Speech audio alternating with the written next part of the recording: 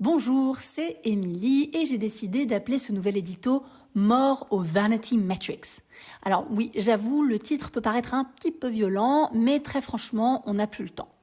Je m'explique, vous allez vite comprendre. Les Vanity Metrics, c'est un terme consacré en anglais qui fait référence aux statistiques qui flattent l'ego mais ne remplissent pas le frigo.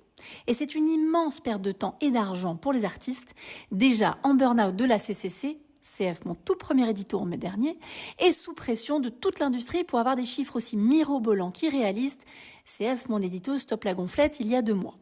Donc pour résumer et nous concentrer sur l'essentiel, les likes, les vues et les impressions, on les remet à leur juste place comme un ex toxique qui tente un comeback en mode « oui, mais j'ai changé ». Mais oui, bien sûr. Non, vraiment pas. Donc, comme je le disais plus tôt, on n'a plus le temps. Car les Vanity Metrics, mais ça va aussi pour l'ex-toxique, ne servent à rien si ce n'est à faire douter de soi et de tout, à force de se comparer aux autres sur des critères complètement hors sujet. Parce que ce qui compte véritablement dans les statistiques et les données autour de son projet musique, c'est l'impact et la conversion. Oui, je radote, mais c'est pour la bonne cause.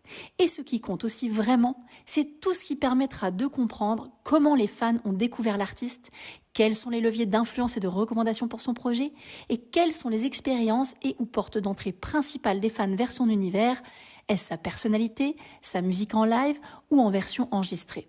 J'insiste sur ce point, parce qu'une fois qu'on sait analyser les données et comprendre ses fans, on peut vraiment s'éclater à mettre en place des stratégies direct to fan qui, elles, sont tout sauf éclatées.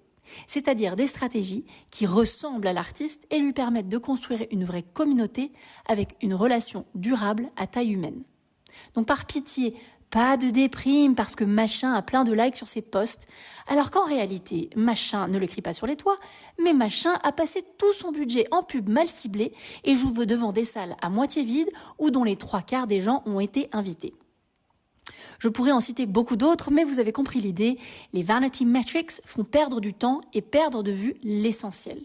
Donc on se concentre sur l'essentiel, et l'essentiel c'est l'artiste, son message et sa démarche.